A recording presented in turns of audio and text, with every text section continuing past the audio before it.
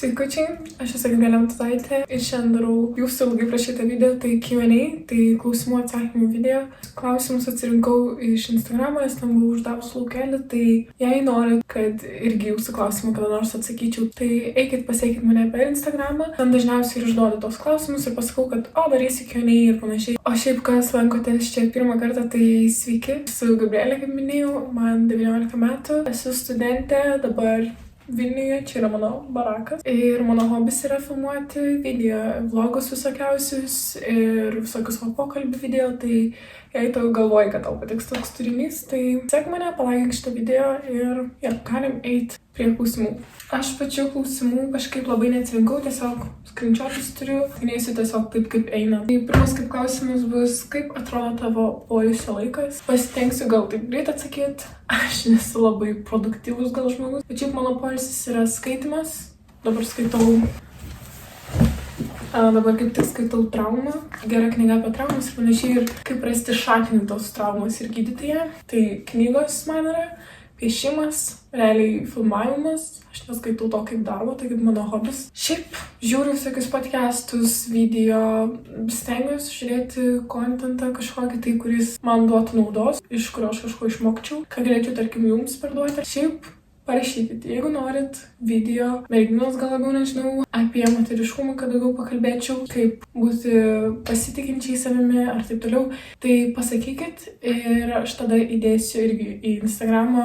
Galėtumėt konkrečius kažkokius klausimus, apie ką norit išgirsti, bet susijęs su moteriškumu, tai galėsit užduoti man klausimus ir aš tada irgi padarysiu atskirai video. Kitas klausimas, kokius egzaminus mokykloje laikei? Tai aš laikiau 3 egzaminus. Biologijos, lietuvių ir anglų. Dar labai norėjau istoriją laikyti, bet pagalvojau, neapsikrausiu. Jeigu šitos egzaminus laikiau, matematikos nelaikiau, tai studijuoju mokomose studijose.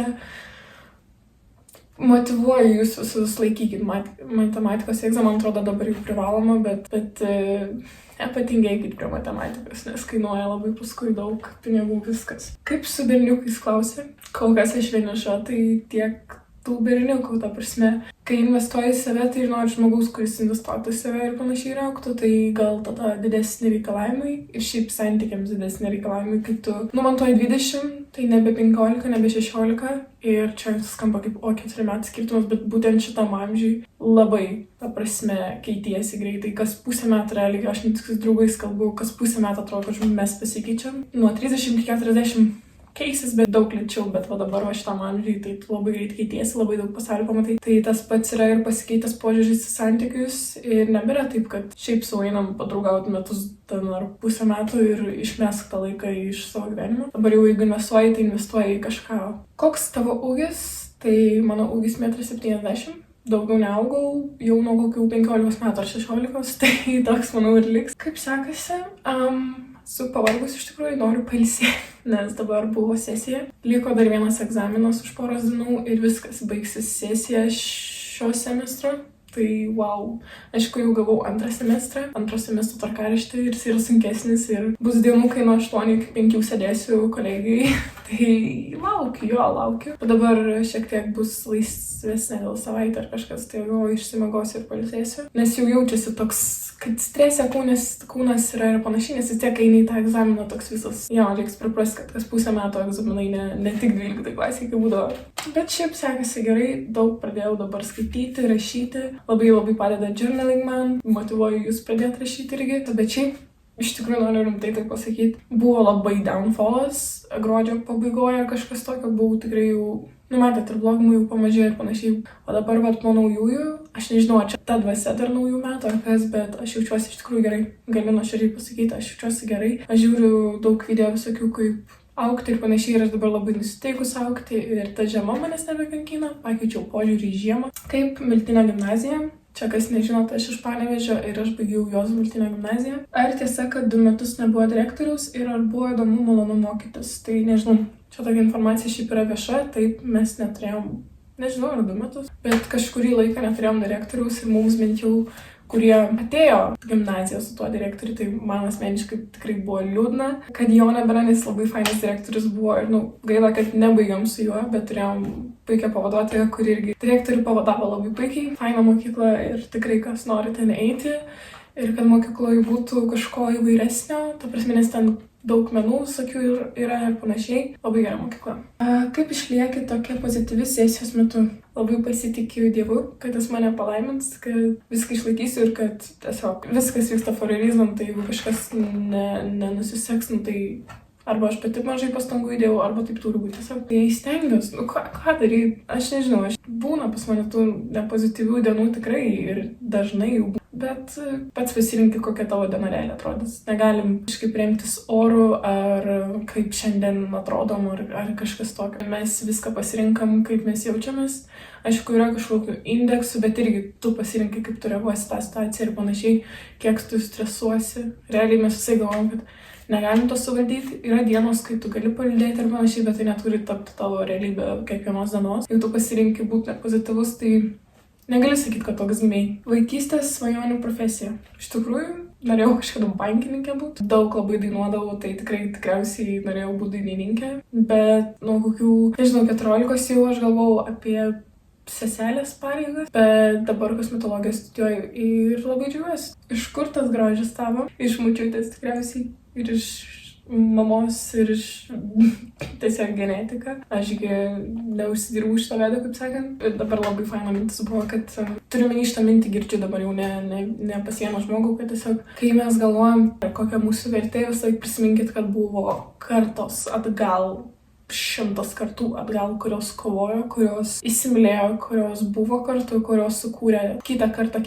kol atėjo iki tavęs dabar. Ir visi šitie bruožai, ten tavo nosis tokia, ar ten mano žandukai tokie, ar ten lūpos, ar ten akis, ar ten ūgis, ar ten ką turiu, ko neturiu, viskas yra iš tos genetikos. Ir mes turėtume būti žiūrai dėkingi. Jeigu aš čia sureiškęs mano praeities kažkokie tai žmonės, kurie labai toli buvo, jie buvo pakankamai stiprus, jie buvo pakankamai gražus, jie buvo pakankamai sveiki, jie pakankamai gerai gyveno, kad aš galėčiau atsirasti. Tiesiog būkim žiauriai dėkingi už tai ir atrodo, kaip tu aš galėčiau sakyti, kad aš negraži ir neverta kažko. Aš esu verta, vien tai, kad aš čia esu jau yra didelis darbas, plus Dievas leido man čia būti. Susirinko, kad aš būčiau būtent šitoj vietoj. Gimčiau būtent tokio šeimoje ir būčiau čia ir atrodo, kaip tu gali to nevertinti. Tai prisiminkit vertintai, o ne imt viską for granted, tipo viską imt, lyg taip turi būti, kaip čia galėjo būti kitaip, ašgi Dievas. Ne, taip nėra. Kitas klausimas, kokie tavo 2024 metų tikslai? Esu pasidarius vision boardą, galite pažiūrėti video, aš esu įkėlus. Tai pažiūrėkite tą video, jeigu norite tiksliai sužinoti, bet šiaip teisės, visokie augimo dalykai, sportas gal labiau, ar ten, kad sveikesnė būčiau, panašiai visokie tokie dalykai. Aš nesu labai materialistė, bet tai nėra labai tenais pas mane daug tokių dalykų, kuriuos galėčiau taip įvardyti. Kiek laiko svajojai gyventi Vilniuje? Aš ilgai svajojau Kaune gyventi ir tik tai prieš metus nusprendžiau, kad noriu Vilnių. Taip, 100% kad noriu Vilnių, tai realiai tikriausiai tik metus. Nes aš visai galvodavau, kad per didelis miestas man. Kol kas man čia patinka, faina, kaip studentei. Jau brangu čia viskas. Didmiesčiuose ir šiaip sostinėse dažniausiai viskas daug brangiau. Tai tas tikrai jaučiasi, ne šiaip iš bambos traukia žmonės, kad čia brangu, aš čia iš tikrųjų brangu. Labukas, labas.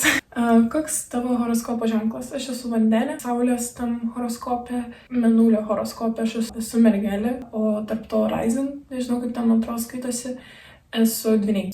Turiu 2 oro ženklus. Kas čia visiems yra, kodėl visi galvoja, kad Vandens yra vandens ženklas? Aš suprantu, kad maišo tas pavadinimas, bet mes esam oro ženklas, tai pasidomėkit. Kažkas tik tokia baisiai stumė ant to fakto. Ir aš tokia, aš ne vandens ženklas, aš oro ženklas, tai Dvyniai irgi oro ženklas, tai tokia išskrydus, bet aš, sakykim, taip jaučiuosi kartais, o Mergelė tai su amžium pasijutė, kad ir pedantiškumas pas mane yra, ir perfekcionizmas šiek tiek yra, tai... Bet čia, aš iš tikrųjų taip labai netikiu, man čia toks for fun, kad tiesiog tu gali pritempti tas savybės ir kažkas tokio, kurios tau tinka, o kur netinka, tai nekalbė apie jas. Kodėl būtent nusprendei studijuoti kosmetologiją? Nusprendžiau kosmetologiją studijuoti, nes prieš metus supratau, kad tiesiog tada atėjo man tokia kaip ir tėvai, ir draugai, tiesiog su jais kalbėdam, žinot, kur stot, ką daryti su savo ateitim, žinai. Ir tiesiog supratau, kad labai daug mano gyvenimo siejasi su grožiu. Man labai patinka tai, man patinka moteriškumas, man patinka gražiai atrodyti. Kosmetologija atrodo tas sritis, kur aš galėčiau save išpildyti ir dar perteikti kitiems tą grožį, tai ir prisikliaučiau to grožio ir dar galėčiau visiems kitiems ją duoti. Tai atrodo, ta specialybė, kuri mane realizuotų. Tai aš tikiuosi taip ir liks, kol kas aš taip ir mąstu. Ar vis dar jauti, kad tai tavo profesija? Tai va, ką tik kalbėjau apie tai. Jo, kol kas dar jaučiu, kad tikrai viskas yra su tuo gerai, kad tikrai nenoriu aš ten mesti ar kažkas tokio. Aš sakau, negaliu niekada kalbėti už savo ateities kažkokias mintis, bet būtent šiai dienai kaip yra, tai aš jaučiuosi, kad viskas yra gerai.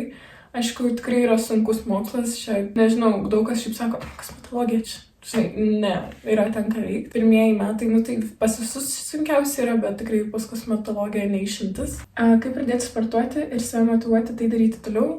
Tas pats klausimas, žinau, kyla. Aš pradedu kažką ir numetu. Čia yra mano minus. Man tiesiog nusibosta ar išeinu iš rutinos ir man tada vėl toks nusimeta. Tai, aš aišku važinėjau į Panevėžį, grįžtu savaitgaliais ir panašiai.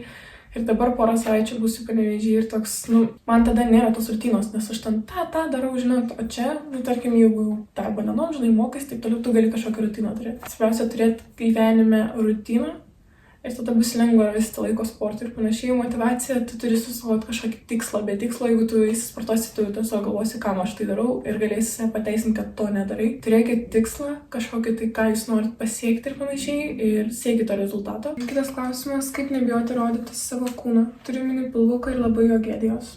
Aš irgi turiu pilvuką. Visos, man atrodo, moteris turi turėti pilvuką, nes tiesiog taip veikia mūsų organizmas. Mes turim tokį dalyką kaip progesteronas, hormoną, kuris į klubus, į kojas, į pilvo zoną labiau riebalą telkia. Tiesiog mums gyvybiškai to reikia ir pas visus skirtingai skydliaukė veikia, pas visus skirtingai medžiagų apykaita veikia, tai tiesiog nesiparinkit, ta prasme rimtai niekam. Sakit, kam už 100 metų rūpės, kad tu turėjai pilvą, ar ten celiulitą, ar ten dar ką nors. Aš suprantu, kad mes prisižiūrim žiauriai daug medijos visokiausios, įvairiausios, kad visi tobulai atrodo, bet jūs juokaujat, jūs pasižiūrėkit į nuotraukas nesueditintas, pasiieškokit, pasikūglinkit, yra tų nuotraukų. Neatrodo nieks tobulai, nėra tobulos odos, tobulo kūno.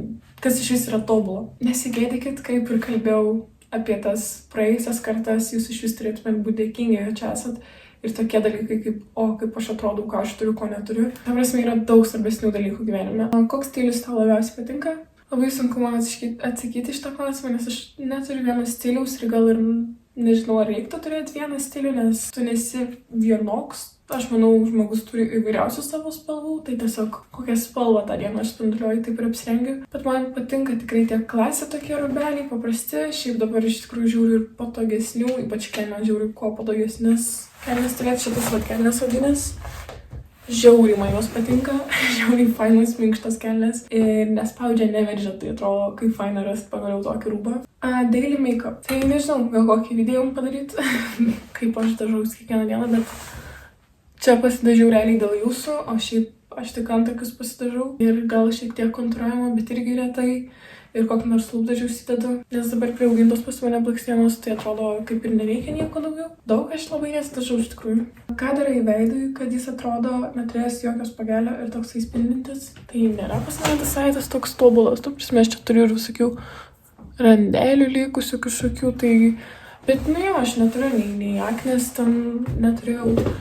Ir tų didelių spuogų, tai per mėnesinės kokias atsiranda koks spuogas, bet aš manau, čia yra genetiška, aš turiu sausą odą, ypač kaktoje ir nosėje ta zona, aš dėl to tikriausiai neturiu spuogų, nes vis tiek spuogai labiau ant riebesnės odos, jie keliasi ir panašiai ir turi, nes kodėl ant kaktos būna, jeigu ypač kirpčiukus turi ar kažkas tokio. Buvau šiek tiek sustabdžius filmavimą, nes vieta buvo pasibaigus, bet žodžiu. Teisėm, labas, tai labas. Labai malonu žiūrėti, kaip tu pieši, labai būtų įdomu ir vėl pamatyti. Tai gerai, galėsiu daugiau kokį nors vlogą filmuoti, vlogą filmuoti, nežinau, šiaip parašykit kokių video norit. Ir tiesiog įtrauksiu ar vlogus, tuos dalykus, ar makiažo video, jeigu norite, šiais metais norėčiau daugiau su makiažo kažką filmuoti, tai pasakykit, ar jums būtų įdomu. Ir daugiau norėčiau filmuoti apie moteriškumo ir pasitikėjimo video, kažkokių tai pokalbių.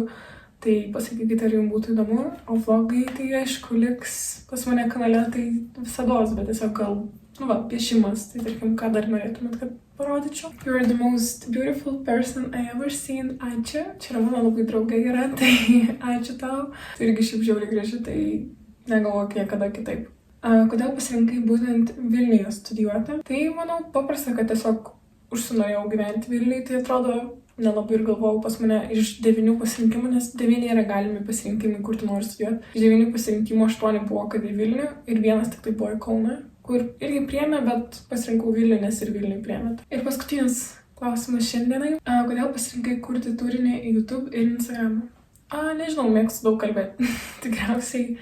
Ne, iš tikrųjų buvo su YouTube sena svajonė kelti video nuo pat vaikystės iš tikrųjų. Pagaliau kažkaip prisirašiau, pradėjau tai daryti. Ir nesigailiu, man patinka čia viską, ką darau, kaip tobulėjau ir panašiai. Aišku, galbūt galėčiau daugiau įdėti pastangų į viską, ką čia darau ir bandysiu tai padaryti. Tiesiog kiek laiko rasiu ir panašiai. O Instagramą aš nežinau, aš daug gal ten labai kažko nekeliu, gal reikėtų daugiau, nežinau. Aš nesijaučiu tokia influencerė labai, tai gal tiesiog čia mano tai, kad aš nesijaučiu, tai dėl to ir nededu daug pastangų. Gal reikėtų pradėti jaustis ir tada daugiau pastangų dėčiau, žinai. Tai su tokia gražia gaida. Manau, aš baigsiu šitą video. Nepamirškit pakomentuoti, ar norit video apie moteriškumą, norit galbūt video arba šiaip kažkokių idėjų, kokių video norėtumėt pas mane kanale pamatyti. Ačiū už visus klausimus, kokius man tik uždavėt visi. O šiaip, jeigu turit kažkokią asmenišką klausimą, nebijokit parašyti man Instagram, aš visada ten atrašau. Ir susimatom kitam video, kad ir koks jis bebūtų. Ciao.